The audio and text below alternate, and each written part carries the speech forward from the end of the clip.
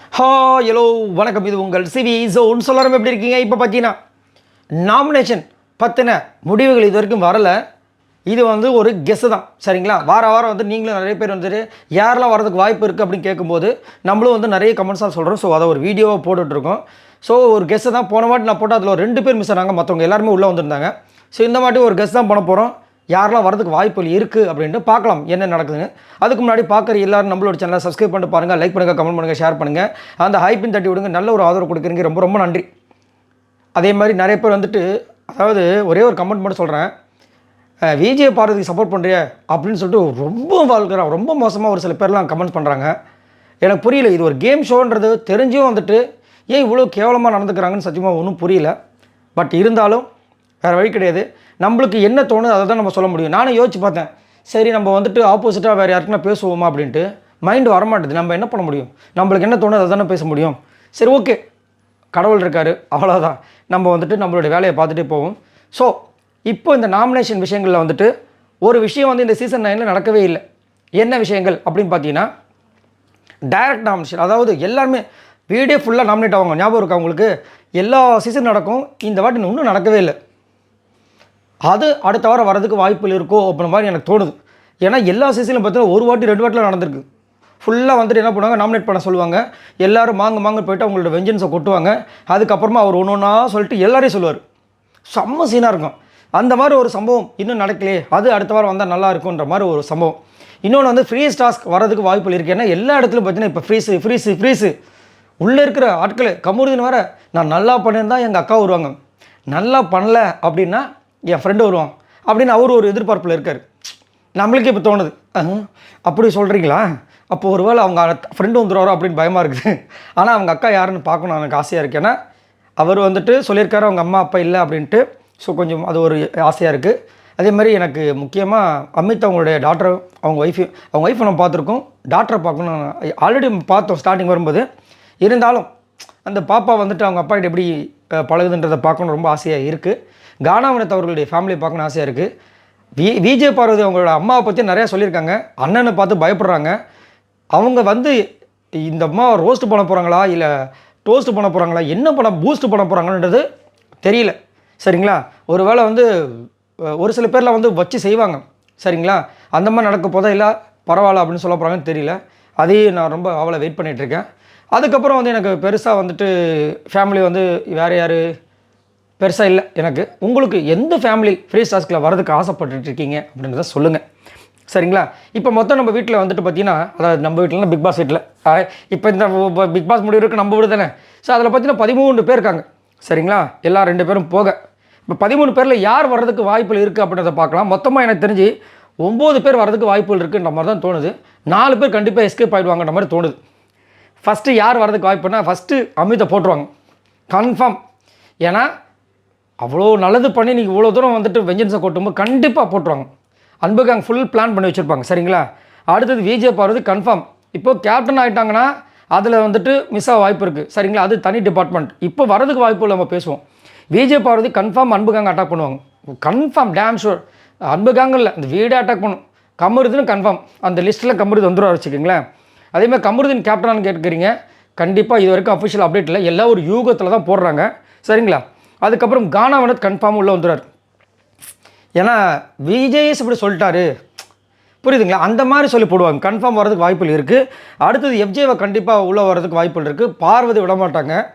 அதுக்கப்புறம் கமருதீன். ஏன்னா லாஸ்ட்டாக பார்த்தீங்கன்னா எஃப்ஜே கமருதன்கிட்டையும் பார்வதிக்கிட்டையும் பயங்கரமாக மோதிருப்பார். அவங்க பர்சனல் விஷயங்களை அட்டாக் பண்ணியிருப்பார். ஸோ அதனால் வரதுக்கு வாய்ப்பு இருக்குது. விக்ரம் கண்டிப்பாக வரதுக்கு வாய்ப்பு இருக்குது. அவருமே இவங்களோட பர்சனல் விஷயங்களை ப்ளஸ் அந்த மைக் இஷ்யூக்கு அந்த குற்ற உணர்ச்சி இல்லைன்ற வார்த்தையை ஆரம்பிச்சது அவர் தான். ஸோ விக்ரம் வரதுக்கு வாய்ப்புகள் இருக்குது. சாண்ட்ரா கன்ஃபார்ம் வரதுக்கு வாய்ப்பு இருக்குது. திவ்யா கண்டிப்பாக ஏன்னா திவ்யாவும் கனியும் லாஸ்ட்டு ஃப்ரைடேவே பேசின ஒரு சில விஷயங்கள் இருக்குது சாண்ட்ரா பற்றி. வியானா இருந்தால் வியானா கண்டிப்பாக சாண்ட்ரா போட்டிருப்பாங்க. இப்போ வியானா வெளியே போயிட்டாங்க. ஸோ கண்டிப்பாக சாண்ட்ரா உள்ளே போடுறதுக்கு வாய்ப்புகள் இருக்குது. அது மட்டும் இல்லாமல் அரோரா மேபி வரலாம் அப்படின்ற மாதிரி தோணுது. ஏன்னா அரோராவுக்கு பிரச்சனை பற்றி இந்த வாரம் யாருக்கிட்டையுமே இல்லை. ஒரு கேஸ் போட்டாங்க, கமருதன்கிட்ட இருக்குது பிரச்சனை. ஸோ கமருதன் மேபி போடுறதுக்கு வாய்ப்புகள் இருக்குது. ஆனால் கமருதனுக்கு மைண்டில் விக்ரமும் இருப்பார், சரிங்களா? அதேமாதிரி எஃப்ஜேவும் இருப்பார். அப்படின்னு பார்க்கும்போது கமருதீன் மேபி அரோராவையும் இவங்களையும் போடுறதுக்கு. ஆனால் அரோராவை வேறு யாராவது போடுவாங்கன்னு கேட்டிங்கன்னா விஜய் பார்வதி இப்போ அரோரா பக்கமே போகிறது கிடையாது.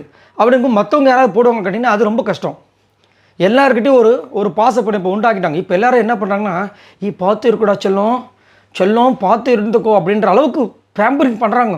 பா அவங்க பண்ணுறதை தாண்டி இப்போ விஜய் சேதுபதி அவர்களும் பேம்பரிங் பண்ணுறாங்க. என்னையா நடக்குது? அதனால் அவங்க வர்றதுக்கு வாய்ப்புகள் இருக்குது. மேபி வரலாம், வராமலும் போகலாம். ஆதரை கன்ஃபார்ம் வந்துடுவாங்க. ஏன்னா அமித்தும் கானவனத்தும் செம்ம இதில் இருக்காங்க. ஆதரை வந்துட்டு வினோத்தை பற்றி சொல்லியிருப்பாங்க, நம்ம பாட்டம்ல ஸ்டார் போனதுக்கு காரணம் நீங்கள் தான். அது மட்டும் இல்லாமல் அந்த டைட்டிலில் போயிட்டு ஒரு காமெடி பண்ணுறாரு, ஒரு கவுண்டர் அட்டாக் கொடுக்குறான்றக்காக நீங்கள் கொடுக்கணும்னு நினைக்கிறீங்க பார்த்தீங்களா, அது எவ்வளோ பெரிய ஒரு இது அப்படின்ற மாதிரி சொல்லியிருப்பாங்க. அதுலேருந்து கானவனத்து ஃபுல்லாக ஆதரை அட்டாக் பண்ணுற விஷயங்கள் நீங்கள் பார்த்துருப்பீங்க. அதே மாதிரி அமித்தும் சொல்லிட்டார், என்னையை வந்து ஒஸ்ட் பர்ஃபார்மன்ஸை போடுறதுக்கு ஆதரை பேசியிருக்காங்க. எவ்வளோ கஷ்டமாக இருக்கும். அவங்க என்ன முதல் டாஸ்க்கை புரிஞ்சுக்கிட்டாங்க, என்ன டாஸ்க்கு பண்ணாங்க, முதல் என்ன வேலைகள் பண்ணாங்க, அவங்களுக்கு இருக்கிற வேலையும் கமருதீன் விஜய் பார்வதியை பிரித்து கொடுத்துட்டு கடைசியில் என்னையை வந்து ஒஸ்ட் பர்ஃபார்மன்ஸில் போடணும்னு நினச்சாங்க நம்ம சொல்லியிருந்தார்ல. ஸோ அதனால் அவங்க 2 பேரும் சேர்ந்து ஆதரை கண்டிப்பாக உள்ளே கொண்டு வரதுக்கு வாய்ப்புகள் இருக்குது. அந்த வாரமே ஆதரை வெளியே போகிறதுக்கு வாய்ப்புகள் இருக்குது. இதை நோட் பண்ணிக்க. ஏன்னா கண்டிப்பாக வந்து ஆதரைக்கு ஓட்ஸ் வராது. ஏன்னா வரும்போது வந்து ஆதரை மேலே ஒரு பெரிய எக்ஸ்பெக்டேஷன்ஸ் உண்மையிலேயே இருந்துச்சு. பட் அதை வந்துட்டு அவங்களே வந்து சுக்குநூறாக தவிடு புடியாக உடச்சிட்டாங்க. வரும்போது வந்து நான் எப்படி பண்ண போகிறோம் பாருங்கள் எஃப்ஜி அப்படி இப்படின்னு சொல்லிட்டு உள்ளே வந்தாங்க. ஆனால் இவங்க வந்துட்டு ஆக்சுவலாக ஒன்றே ஒன்று தான் சொல்லணும், உள்ளே வந்தவங்க வந்துட்டு வரும்போது டெரராக இருந்தாங்க. அவங்கள பார்க்கும்போது எஃப்ஜே கனிமுகத்திலாம் ஒரு பயம் இருந்திருக்கும். அவங்கள பற்றியே பேசிகிட்டு இருந்தாங்க. அதுக்கப்புறம் பார்த்தா அந்த கேங்கில் போய் ஐக்கியமாயிட்டாங்க. புரியுதுங்களா? அதுக்கப்புறம் பார்த்தா எஃப்ஜேவை கார்னர் பண்ணவங்க விஜய் பார்வதி, அரோரா, கானா வினோத், கமருதீன் இந்த மாதிரி விஷயங்கள் தான் போயிட்டாங்க. என்னம்மா இது அப்படின்ற மாதிரி இருந்துச்சு. ஸோ அதனால் ஆதரை கன்ஃபார்ம் வர்றதுக்கு வாய்ப்பு இருக்குது. இப்போ யார் வரதுக்கு வாய்ப்பே இல்லைன்ற மாதிரி தோணுது பார்த்தீங்கன்னா, சபரி கண்டிப்பாக வரதுக்கு வாய்ப்பு இல்லைன்ற மாதிரி தோணுது. ஏன்னா யார்கிட்டையுமே அவர் வந்து பெரிய பிரச்சனை பண்ணிக்கல. ஒரே ஒரு விஷயம் சொல்லியிருக்காரு, என்னென்னா அந்த ஆக்டிவிட்டி ஏரியாவுக்கு போயிட்டு வெளியே வரும்போது சொன்னார் பார்த்தீங்களா, குத்தி கட்டுற மாதிரி ஒரு விஷயத்தை பண்ணார். அது அவர் சொன்னது தப்பே கிடையாது, அதுதான் நடந்துச்சு. ஆனால் செம்மையாக வந்து அதாவது சரியான ஒரு இது, இவங்க வந்து குற்ற உணர்ச்சி இல்லைன்றது எனக்கு எப்படி தெரிஞ்சதுன்னா, அவங்க அந்த ஆக்டிவிட்டி ஏரியாவுக்கு போயிட்டு நாங்களாம் வந்ததுக்கப்புறமும் பிக் பாஸ் சொன்னதுக்கப்புறமா வந்தாங்க பார்த்தீங்களா, அதில் தெரிஞ்சுதுன்ற மாதிரி செம்மப்பா வார்த்தை விளையாட்டு சபரி.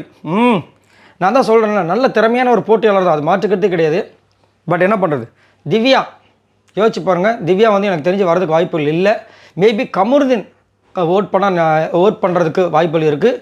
அதே மாதிரி அமித் மேபி இன்னொரு இது இருக்குது பார்த்தீங்கன்னா, அதில் போடுறதுக்கு வாய்ப்புகள் இருக்குது. அப்படி மாதிரி எனக்கு தோணுது. நம்ம யோசிக்கிறல யார் யாருக்கு சண்டை வந்துச்சுன்னு. இப்போ திவ்யா வந்து பெரிய அக்யூசேஷன் வந்துட்டு அமித் பால் டைரெக்டாக வச்சாங்க, திவ்யாவோட பிரச்சனை வந்துச்சுல்ல, அதனால். ஏன்னா எல்லாமே பார்த்தீங்கன்னா இந்த சாட்டர்டே சண்டே எபிசோட் நடந்த நிகழ்வுகளை வச்சு தான் அந்த நாமினேஷன் நடக்கும். போன வாரம் ஃபுல்லாக அதெல்லாம் பார்க்க மாட்டாங்க. அதுக்காக தான் நான் இந்த டாஸ்கில் வைக்கிறது.